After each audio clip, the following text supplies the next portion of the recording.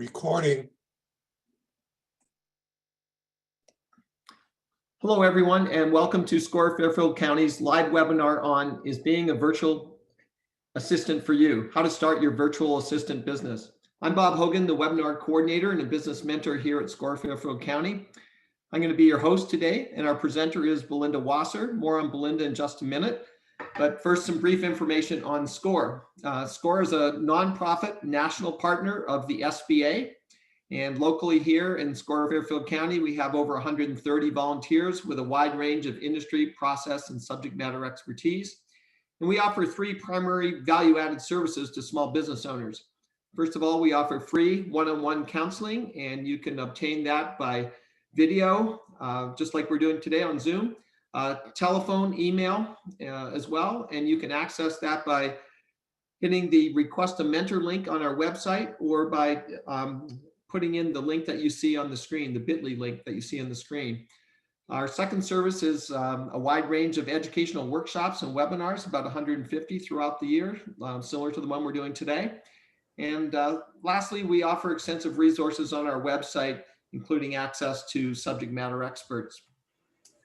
Our next live webinar will be this Thursday, December the 3rd at noon, and the topic is the who, what, why, and how of digital marketing in 2021.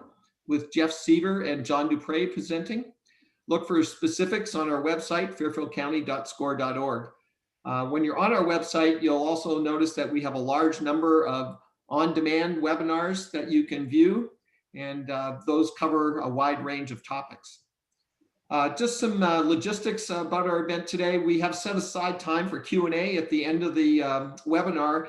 But Belinda has also offered to take questions as we go along. So if you have a question, and you can hover on the bottom of your screen and click on the chat window, and you can type your question in at any time during the webinar. And I say Belinda will take them both during her presentation and at the end. We will end today's webinar at 1 o'clock to respect your time. As noted in the chat box, the session is being recorded, and a link to the recording will be available via our website, fairfieldcounty.score.org, within the next 2 days. It's now my pleasure to introduce our speaker, Belinda Wasser. Belinda is a business workflow and logistics expert with 25 years of experience. She is the founder of both VA Connections and Rocket Girl Solutions, and is hired by small businesses to act as their part-time business manager.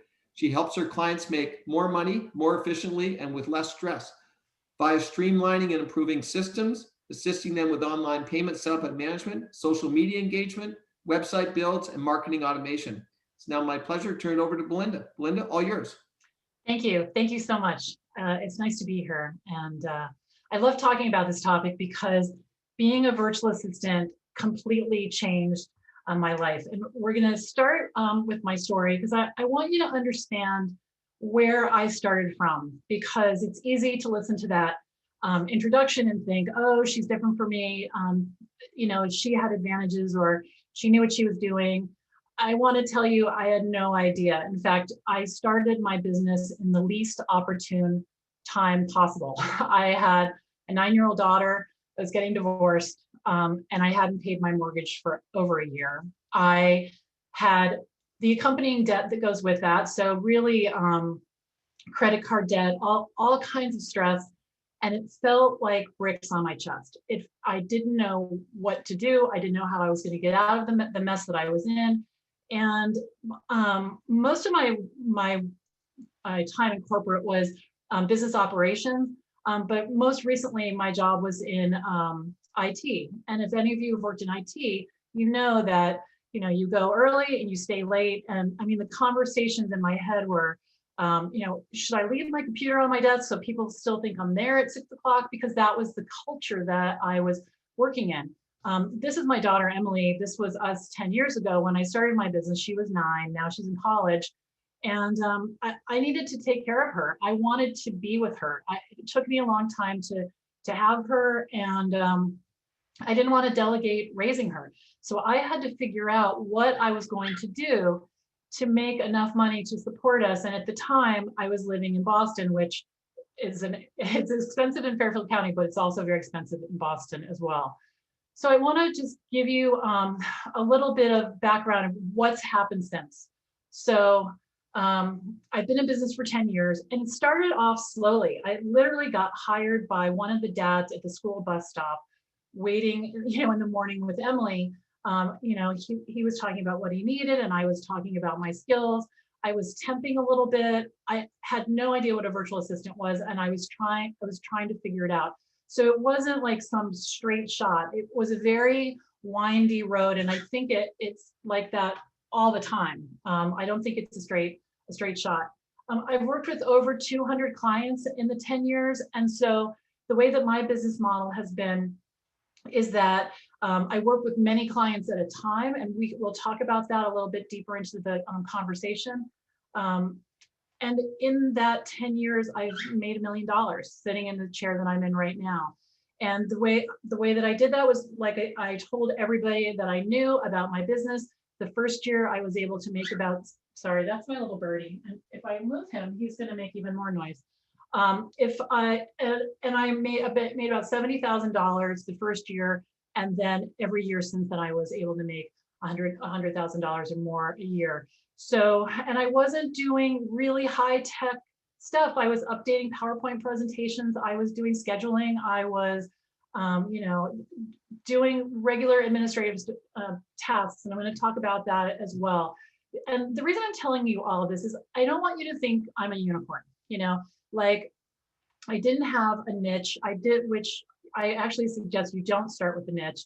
I didn't have a niche. I didn't know a bunch of people. I had a job, for years, and then I had another business, and I wasn't like hyper connected on LinkedIn, and social media wasn't really a thing back then. So I just didn't have any secret superpowers or connections. It was just kind of me and a laptop and my cell phone in my living room trying to figure it out during the 32 hours a week I had while my daughter was in school. All right, so let's get into, I want to tell you a little bit about a community that I have. It's called the Virtual Assistant Connection. So my VA business is called Rocket Girl Solutions, and I'm still a full-time virtual assistant. In addition, a couple of years ago, because I feel like I have a system and I figured it out, I started an online community for people who are either thinking about being a virtual assistant or who already are virtual assistants. So beyond this presentation, there is some more learning that can happen for you. It's a free online classroom. It's on Facebook, and it's called the Virtual Assistant Connection. And I'll give you more information about that at the end. So before we start, I want to level sort of the playing field here and talk about what a virtual assistant is. And the reason that I want to do this first is I think there's a lot of preconceived notions about what a VA is.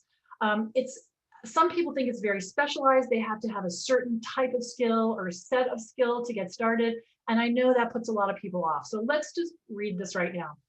A virtual assistant provides administrative, technical, or creative assistance to clients. But instead of working full-time for one person or organization, he or she works virtually, usually from home, providing the same types of services to a wide range of clients. So you can see there, you could do graphics, you could be a writer, you could be an editor, you could be a bookkeeper, you could be, a Canva or a PowerPoint, Photoshop expert or a PowerPoint expert. When I started, I knew a little HTML, I knew Microsoft Office, and I knew Constant Contact. So I didn't start out with all of these, ClickFunnels, set up shopping carts, all this stuff that you hear about. And you really can start from where you are. So I just want to let you know that to begin with. So here's what we're going to do today. I've come up with 7 questions that were important to me when starting my virtual assistant business, things that occurred to me. And we're just going to go through them one at a time today, and I'm going to answer them. Now, as we're working on the questions, working through them, please ask your questions. We may or may not get to all of these questions because if you have questions that are more important to you, I want to answer those instead. Okay, so here we go. Are you ready to work on your own? Owning a business and being an employee are 2 completely different things. When you're an employee, as you probably know, your manager gives you the work, you have set hours, they provide your equipment, They pretty much, tell you what to do or give you a problem to solve, and you're off to the races doing that. Being a business owner is very different. Being a business owner requires that you think about your business as a business. And what I mean by that is you'll need to get a separate bank account. You'll need to figure out how to get clients. You'll need to decide your prices. You'll need to decide how you're going to get paid. All of these different things.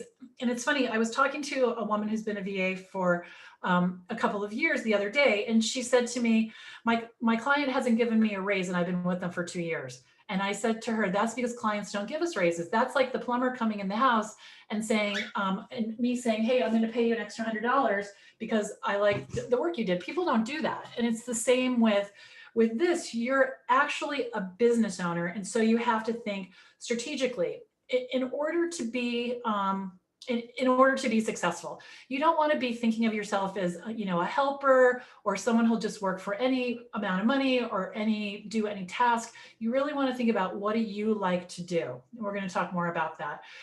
But this is a question that you'll need to come to terms with quickly, which is why it's the first question, because without this, it doesn't work. Whoops. The second thing is, are you self-guided? And working from home is the most distracting thing you can think of. Every time I go to the bathroom, I walk through the kitchen, someone's in there, the linen closet, I walk by it, it's messy, and I think, I really need to clean that. It's very easy to get lost. However, I get paid by the hour. So in order to make money, I have to be at my desk, and I have to be at my desk doing billable work. That's the only way that it works. So you have to really be self-guided, self-disciplined in order to be a successful virtual assistant. And then the last thing is, you have to think about how much risk you're willing to take. Now, it's interesting. When I first started as a virtual assistant, part of me thought I was a little crazy, because I thought, I really, why am I missing out on this 401k? And what about health insurance? And, all of these special things that are not special things, but ordinary things actually that people have when they get a job. Am I being an idiot to not take advantage of those? However, what I've learned is that there's something that I call a single point of failure, and that is your boss. So for example, the pandemic hits, businesses go down, people lose their jobs. And that's a single point of failure. It could be your boss doesn't like you, your boss is threatened by you, your boss, gets fired. There's some big layoff. That's how I lost my last job. There, 9/11, there was a huge layoff. So there is no single point of failure in my business. Now I had to build it up, but I work with right now I have over 40 active clients. If 5 of them go away, it's not a problem. And just this month alone, I've brought 3 new ones in. So in a lot of ways, there's less risk. Now, people ask me, about health insurance all the time. And I asked one of my friends who helped me get my business started about that. And he said, you just make more money and you pay for it, like matter of fact. And I thought, okay, how am I going to do that? And then I figured that out though. And that really is it, because I don't have to, how much I earn has nothing to do with anyone else other than myself, because I get to decide when I'm going to work, how much I'm going to work, and what I'm going to charge. And everyone won't be a perfect fit for me, but currently 42 people are, and that's more than enough. So think about the risks, and think about, it's natural to be scared because it is scary, but think about the flip side, and we're going to talk about what that flip side can look like too. All right, does anyone, someone asked about, someone just asked about health insurance. I didn't see that. So I use Connecticut. You go through the portal in Connecticut, and it's not inexpensive at all. However, how I've managed it, and I can't really speak to this because I'm not an expert, but I'm able to set up something called a health savings account. My boyfriend is an accountant, so he just handled it for me. But essentially, I have a high deductible health insurance policy through Connecticut, and I'm able to put money into the HSA tax-free. So if I put $1,000 in, I don't pay taxes on it, and I can pay my doctor bills out of that, and my prescriptions and eyeglasses and all kinds of stuff. And those you just open up at a, Fidelity, Vanguard, one of those places, brokerage houses. But that's how I handle my health insurance. And again, you know, it's expensive, but you just make more money, which at first, like I said, I thought was crazy, but it's actually a thing. All right, so let's talk about getting started. Most critical thing about getting started here is a dedicated workplace. This is not the kind of business where you want to be sitting on your bed or your couch. You really need a dedicated space with all of the supplies that you need right next to you. I use 3 monitors, so I'm very efficient with my work. I have, you know, my pencils, my pad, you know, everything that I need right here and ready to go. It's important because you really want to separate yourself from your home when you're working. Now, you don't need a completely different room. In fact, I've been, like I said, I've been a VA for 10 years, and I just got my own office when we became empty nesters in March. So I have my own room and a door now, but I've worked in the niche of the living room, the dining room. But the key is that whatever normally happens in that room, it doesn't impact my space. So that's important. So a dedicated workspace. This is so important that I actually have a whole hour webinar on this. You need to be articulate about what you do. You need to be able to describe what you do, because here's what happens. And I know this has happened to everybody, and I know you might have done it as well. I have done this. You go to a networking event, live, Zoom, whatever, someone says, what do you do? And especially when we're new, we just start talking, and we talk and talk and talk, and we confuse the person. And I think what happens is that we're trying to figure out just the right words to say in that moment that will get someone to hire us. And that's why we keep talking. So here's what I teach people who want to be virtual assistants is you need to have like a one sentence, and it goes like, this is what I say. My business is called Rocket Girl Solutions. I'm a virtual assistant. I help solo professionals and small business owners with all of their back end business needs. I update websites, I do email newsletters, and I help with online scheduling. So very simple. Now I have a services page that's a mile long, and I do a lot of different things, but everybody knows what those 3 things are. Because the point is, I'm not trying to get hired in this red hot minute. I'm trying to leave them with a clear understanding of what I do so that they can remember it and tell other people. So that's why you want to be really, really clear. Now, after you say, you know, what you do, you stop talking. They either will have questions or they won't. But the reason you want to stop talking is I know from years of experience, anything you say beyond that is just going to get confusing. If they ask you questions, answer them as in a straight line as you can. You know, you don't want to veer off. And the way I learned this is I used to talk a lot about what I did with people on the phone.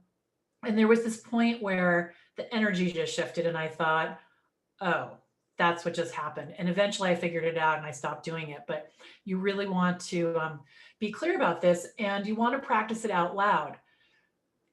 I used to walk around, I'd go for walks every day, and I would put my earbuds in and I would practice saying it out loud. So it looked like I was on the phone, but really what I was just saying was over and over until I really fine-tuned it. And I've been saying the same thing now for probably 8 years, and it works really well.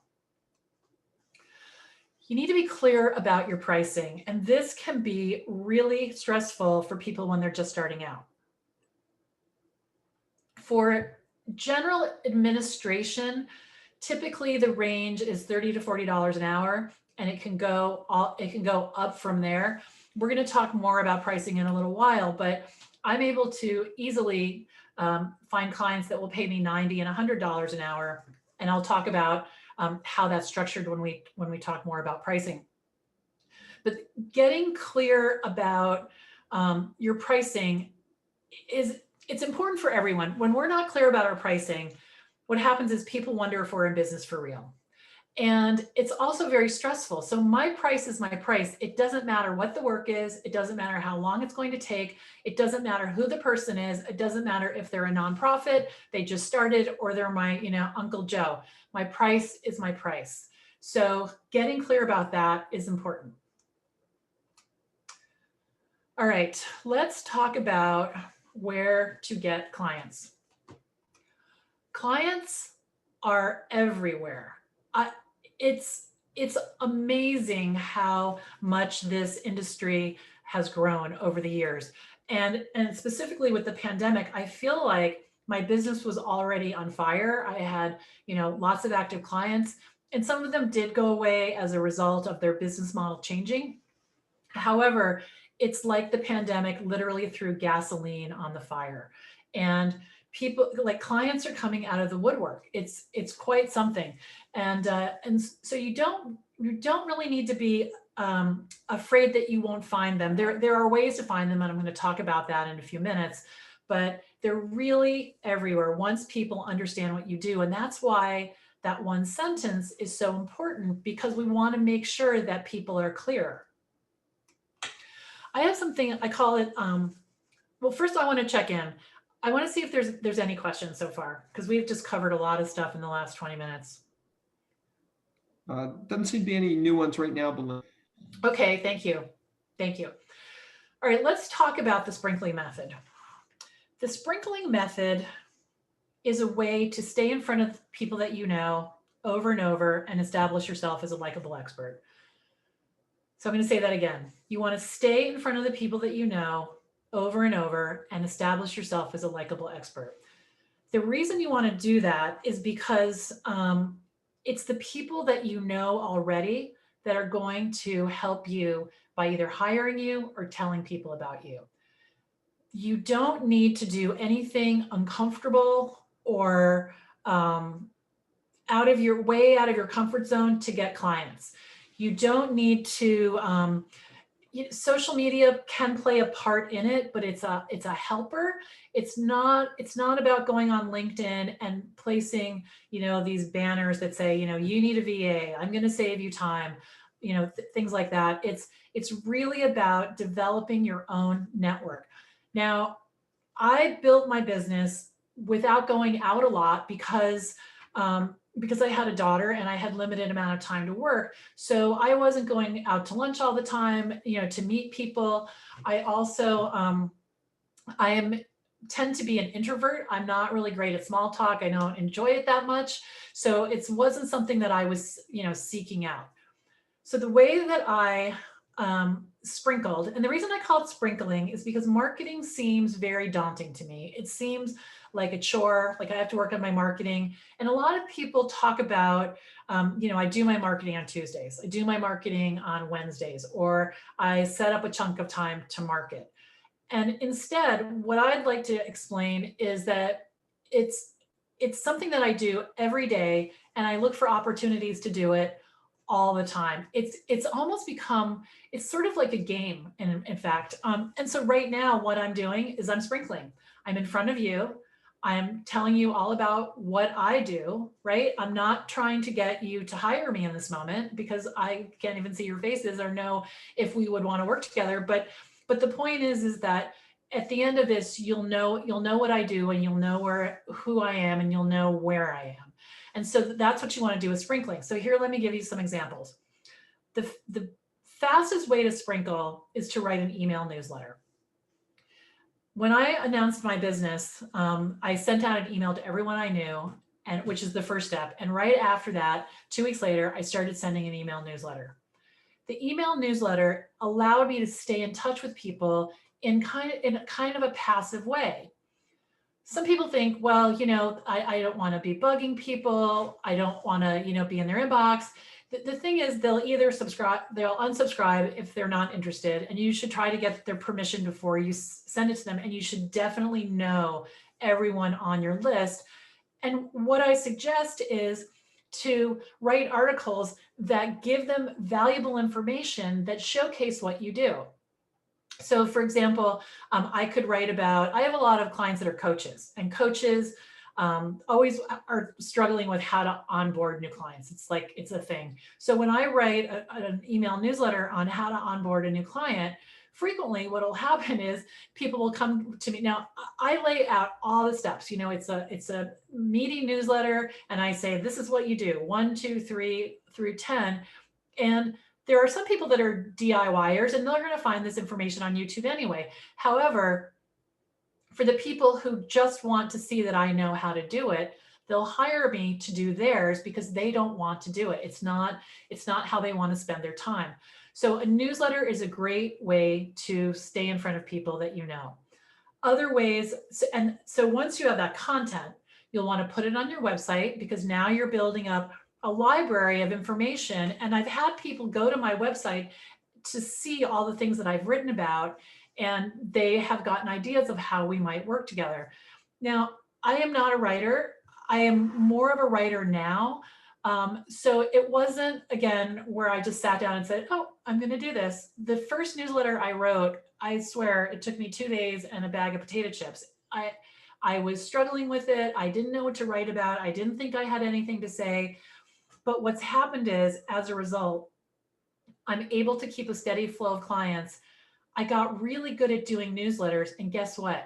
I do a newsletter for almost all of my clients.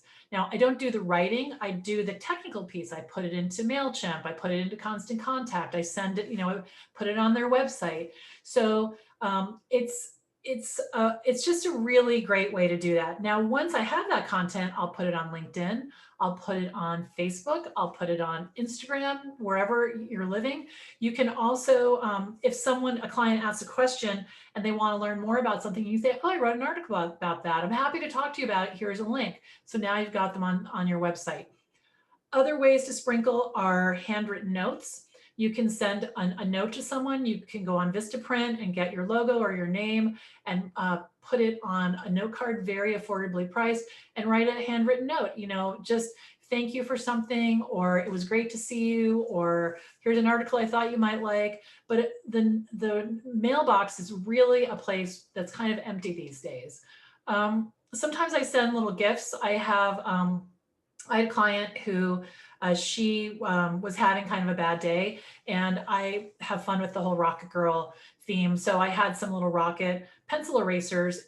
Here, I have one right here, little pencil erasers right here. And I sent her a package of them, and with a nice note. And then what she did, which was so nice, is she took a picture of it and put it on Facebook. So again, just little ways of sprinkling everywhere. In-person meetings, in-person Zoom meetings are also good. In fact, there's someone I met recently networking, and I thought she was really cool. And so I emailed her this morning and said, let's get together on Zoom. So what's going to happen at the end of this is that she's going to know more about me. I'm going to know more about her, and we may or may not refer each other, but I've extended my network by one more person. The last thing I want to talk about in the sprinkling method is something that I did that was really important. And I have an article about it too that I can point you to, but it's called an informational interview. An informational interview is where you find people who you think may be your ideal clients. You're not going to sell them anything. You're just going to go tell them about your business idea, ask them what they think, listen to their feedback, and there's a whole method to it. You want to keep it to 15 minutes. You want to respect their time. So you're going to want to be the timekeeper. But the point is, if you can imagine talking to an ideal client for 15 minutes and telling them about your idea, telling them about your pricing, telling them about, all the details of what you want to do, is like the best commercial you can ever have. Now, when I first started out, I met with about 10 people. And that was 10 years ago. So we met in person. I always traveled to them, so wherever they were. But now with Zoom, it's so much easier for everybody. And of those 10 people, probably 7 of them hired me, and 1 of them is still a client now. So these are a really great way. And the other ones were cheerleaders, huge cheerleaders, because I was asking for their opinion, which I valued. If you do informational interviews and someone has a lot of feedback for you, be gracious and take it, but do not turn your business model inside out, because just because they don't understand it or it's not a fit, that's good information for you. But this is not a time to redesign everything unless you agree with their feedback. So be careful there. All right. So any questions about getting clients? You can just put them in the chat.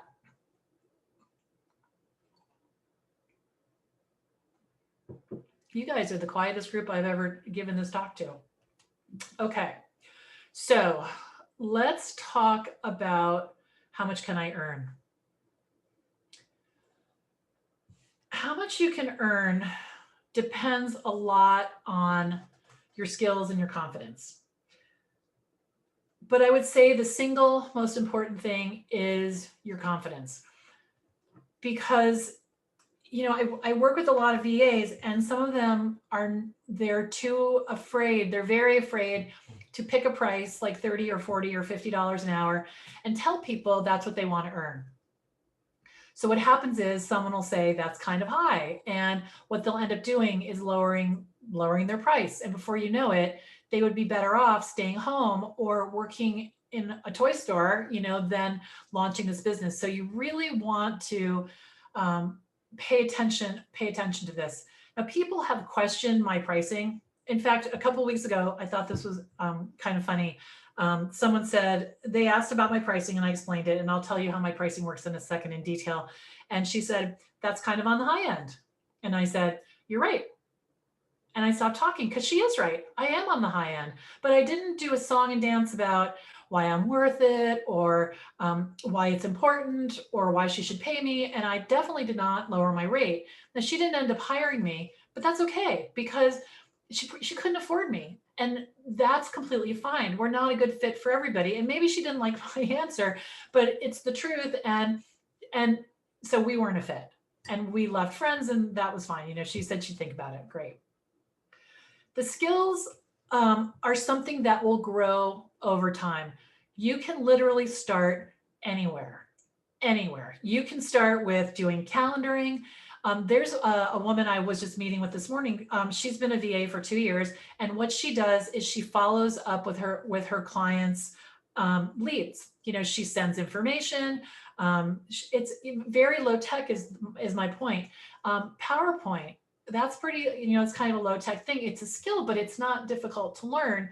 And I started out doing a lot of PowerPoint presentations, meaning people would give me PowerPoint slide decks that were a mess and, 20 different colors. And I would just change well, you'll notice like all my questions here are the sort of orangey pink color, and then the bullets are gray, and they're all in the same, they're all, number 3 is in the same exact place as number 4.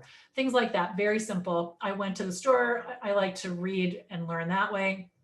I bought a PowerPoint for Dummies book and figured it out so that you can learn things as you go. I learn new things every single day, and I'm 10 years in. So one of the big things here is to try to find some comfort and some peace in the fact that you're not going to know everything. Just yesterday, a client came and she said, can you do X, Y, and Z? And I said, I have the program. I don't know how to do that. And she said, I'll tell you how. And she's paying me $90 an hour. And she told me how, and I did it in 30 minutes, and she's happy, and we're on our way. So you really don't have to, you don't have to have a bunch of skills. And I call this setting the table, where you feel like before you can launch, you have to have everything set. And that's really not the case. What you need to do is just start talking about it and tell everybody you know. All right, so let me tell you my story about pricing. So when I was in corporate and I left, I was making, I think it was like $104,000. So about a year. So about $50 an hour, not including insurance and stuff. And when I started, there weren't a lot of virtual assistants out there.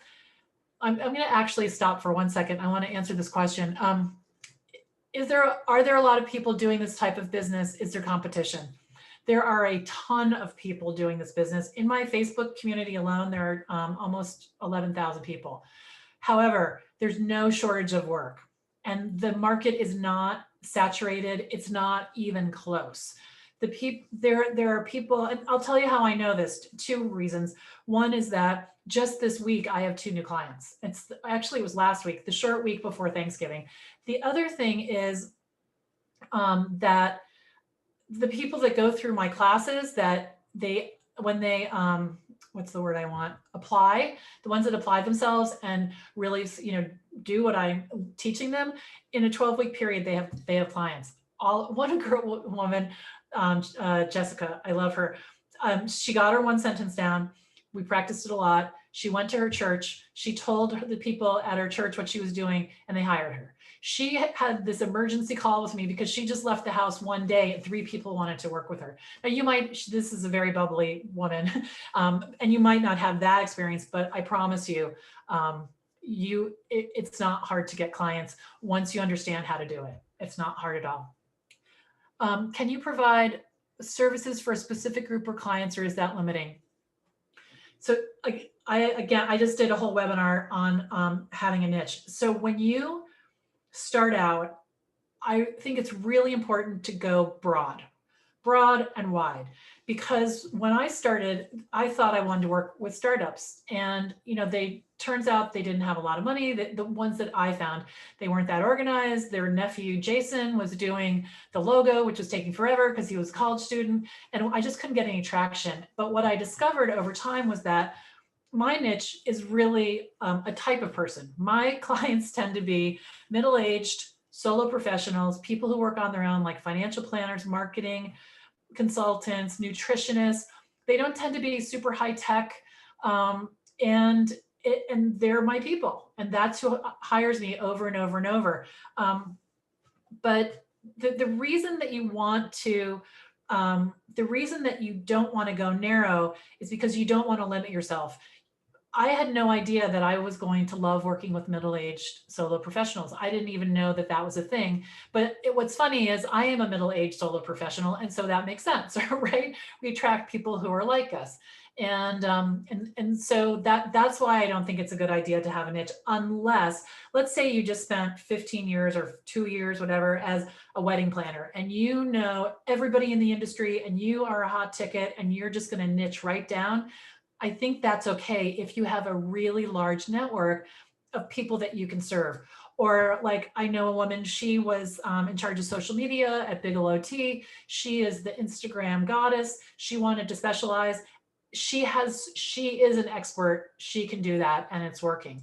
But in the beginning, I just mostly worked with people I liked, and then I figured it out. Okay, here's a question. Hold on, let's see. Can we watch more of your seminars? Yes, I'll talk to you about that at the very last slide. So I'm going to keep you in your seats. Let's see. I'm an attorney, but not bar admitted in Connecticut. Is there a space for attorneys to do research or provide basic advice, referrals, write communications, edit articles, correspondence, etc.?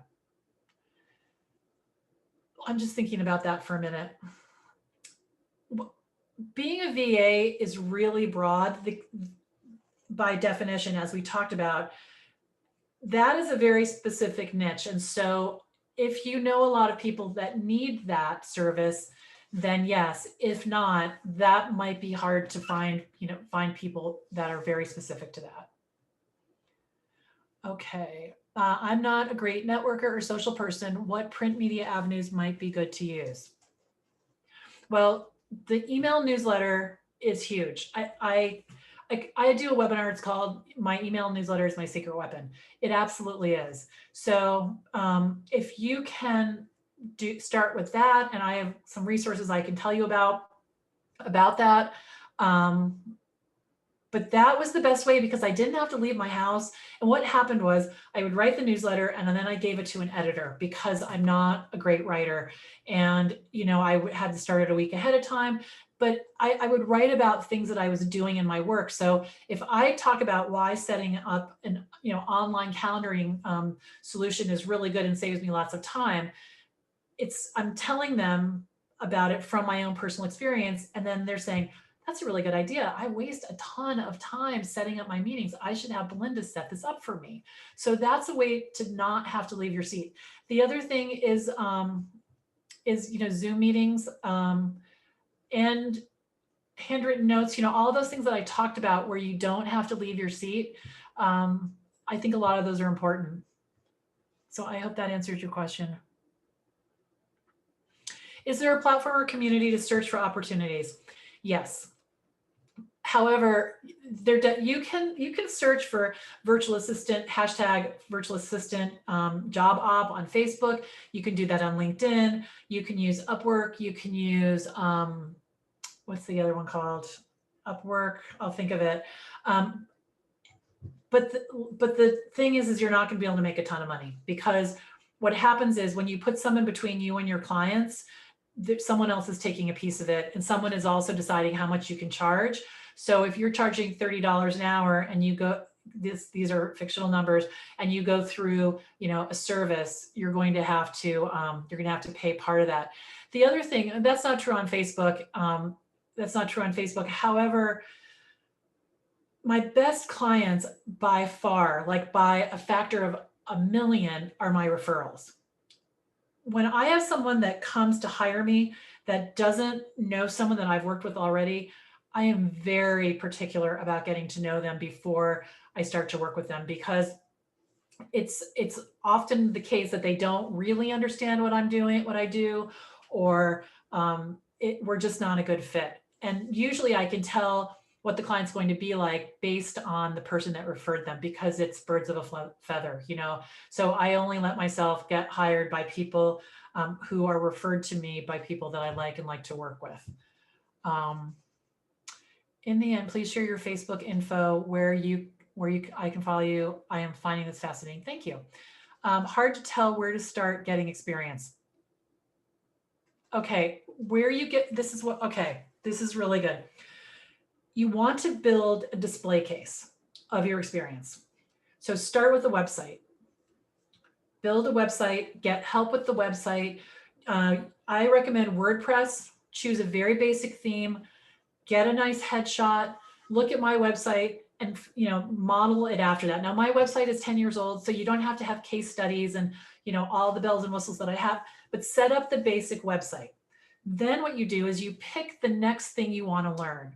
So it might be that you want to learn about setting up calendar software. So that's like Calendly. It's Acuity. That's the one that I use. Schedule One. So basically when someone sends you a link to their calendar and you can get on their calendar and schedule a meeting, I wanted to do that. So I set it up. I wrote a newsletter about it. My clients were now able to schedule meetings with me without sending an email and get on my calendar. Huge hit. I probably set it up for 20 of them. So that's what I mean by creating a display case. Same thing with credit card processing. Same thing with my LinkedIn profile. I spent a lot of time learning how to do a good LinkedIn profile, and they see it and they ask, I'm doing one today. One of my clients said, can you look at my LinkedIn profile and tell me what you think? Now, not everything is based on my experience for what I do for my business, but a lot of it is, really a lot. And it's also more relaxing to learn these skills when a client is not looking at you and tracking your time. So for me, I took my time to build my website, really understood it. Same with Acuity and other skills that I've learned. And so that's sort of how you build a portfolio, is with your own work. Okay, so hard to tell. Oh, yes, you can find me at Rocket Girl Solutions. And if you want to be a VA, definitely check out my website. The other thing is you can find me at thevaconnection.com as well. All right, so I'm going to jump back into my story. So I was making $100,000 a year. I didn't know any better, which was good. And I figured that my brain was worth $50 an hour because it had been proven in the marketplace. I made $100,000, $50 seemed like a good number. I was really scared to charge $50 an hour, but I did. And when I first started out, I did flat rate because I thought that was going to be really smart. I pick a number to do a project, but what happened was we always went out of scope. And the other thing is that I had to understand the project deeply to choose the number. And so I had to work before I was hired, and I wasn't always hired, and I didn't like that. So I came up with something called the Rocket Girl debit card. And here's how it works. It's very simple. People prepay my time in 5 or 10 hour chunks. The time is good for a year, and they can use it in any increment they want. So what happens is I'm never chasing debt, ever. I don't invoice anybody. They get a receipt when they buy it. I send them an email every Monday letting them know how much time they have left with a link to buy more time if they need it.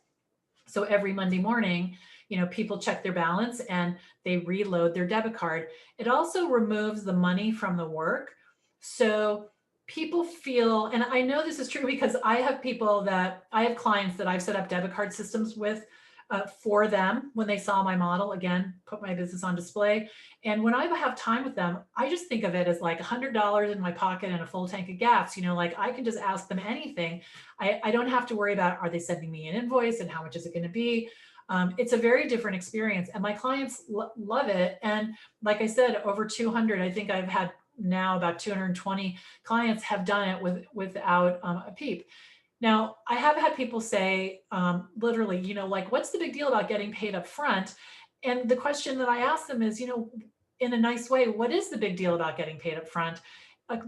And the one person who asked me that never paid me. He left me with a $1,200 invoice unpaid. So if someone's not willing to, if they're not willing to do business the way you want to do it, they're not a good fit for you. They're just not. So you just don't have to worry about it. Now, what I did was, over time, I left my clients at $50 an hour, and I waited until I had, like 6 or 7, and I was feeling comfortable. And then what I did was I raised it to $60 an hour. Every time I raised it, I was really sure that that was going to be the ceiling. That was it. I was never going to raise them again. Now, again, I put my earbuds in and I walked around this pond in Boston, and I practiced saying this pricing model. And I say it the same way every time. I start with, it's really simple. This is how it works. People prepay. Like you just heard me say that. I have that memorized. And the reason is because I want to keep it simple and clear. Knowing how to talk about what you do and talking about your pricing, really important. Okay. So then I raised it to 70, 75. I went all the way to $120 an hour. The year that I did that, now with the same skills that I was just growing over time. I'm not like a certified, person in something special. I'm really a generalist, and I like to figure things out. But I went to $120 an hour. And that year I took on 26 new clients. But what happened was, people were not taking a lot of time they were rushing everything because they were sort of freaked out about how much I was an hour. They came on, but they weren't using me. So I ended up lowering my prices to the $90 and $100 an hour. And I have no intention of changing them, no matter pretty much what happens in the economy, because I have a steady flow of work there. But that's how I did it, a little bit at a time. Okay, so what training is required? I think we've pretty much handled that along the way. There really isn't any training. You don't need to be certified. You just need to be willing to, think about this like a business and help people out. Now, if you go to the vaconnection.com, there's a blue bar at the top. You can click on it, and you can download the Ultimate Virtual Assistant Money Making Task List. It's 12 pages of all kinds of things a VA can do, and you can do things beyond that. It doesn't have to be limited in any way. I had a client I did a bunch of technical stuff for, and they wanted to have a party in New York, and they wanted me to help them. And so I got on the train and I helped them with the party, and I charged them for my travel time and the whole time I was there, and my train ticket. So, you don't have to feel like it's whatever works for you. And I could have said no, but I wanted to do that. I thought it was fun. And then the business of running a business. And that's really what the training is I focus on in the online community. Okay, part-time. You can definitely work part-time. You really have to consider the work. I have clients who I'm in their business all day long. I'm doing their meeting scheduling and I'm in meetings. That is not a good full-time client. So what you really need to do is set the expectations and also have a consistent schedule so they know they can count on you. You're going to be at your desk Tuesday, Thursday. They can reach out to you. They can get in touch with you. So really important to consider if that type, the type of work. Email newsletters, you can totally do that part-time because they give them to you Monday. They're going to schedule them to go on Wednesday. You can fit that in nights, mornings, middle of the day. But that's really key. And you want to be upfront about it, because if you're not upfront, it just causes a lot of trouble. All right, we're going to slide right into the last slide before we go into Q&A. So who hires virtual assistants? Really anybody who understands what we do. I actually have a VA. I do my client work, but she helps me with the virtual assistant connection and onboarding my clients and things that I don't need to do. I already know how to onboard my clients. I let her do it. So my clients are small business owners, authors, financial planners, coaches, consultants, nutritionists, recruiters, real estate agents.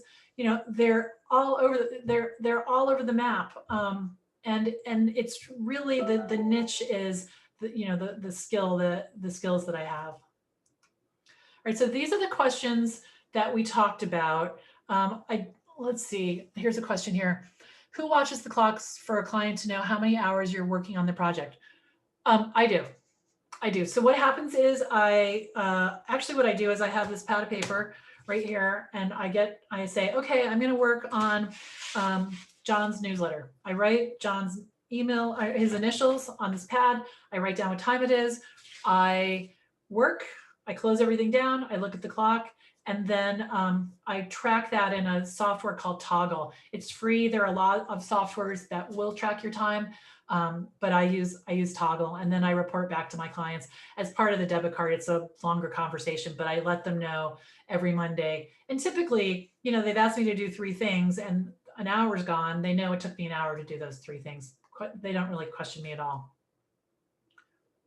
Do you only bill full hours or part hours? Definitely part hours, because if a client wants me to, it wouldn't go very far if a client asked me to do something that took 10 minutes and I charged them $90. So I do it in increments. I always round up, but it's not like 12-minute increments. It's like, if something takes me 4 minutes, it's 5 minutes. I don't add on to it. There's sort of a whole philosophy about that as well. But I definitely bill for part hours. Definitely. Okay, so I want to tell you where to find me and what to do next. And then I'm going to turn it back over to SCORE for questions, or you can type them yourself. So I have a free online classroom. It's called the Virtual Assistant Connection. You just type the Virtual Assistant Connection on Facebook. Like I said, we have almost 11,000 members in there. I do live trainings almost every single day. We do a webinar series on Wednesdays that's an hour long. Then I also, if you go to the vaconnection.com, you can sign up for my email newsletters. There are other courses and opportunities out there, but if you join either one of those, you'll find out about all of that, because I'd love to help you figure this out, because it's really changed everything for me. I feel like I have security. I have work that I really love, and I get to do it at home. Right. Thank you, Belinda. That was really great. And we'll use my questions, and we'll have a few to start. But just as a reminder, if you would like to ask Belinda a question, you can do it via the chat feature by hovering on the bottom of your screen, and we'll take as many as we can up until 1 o'clock. So maybe I'll just start. We have one here from Barbara. You mentioned you have an IT background. What did you do in IT? I was a project manager.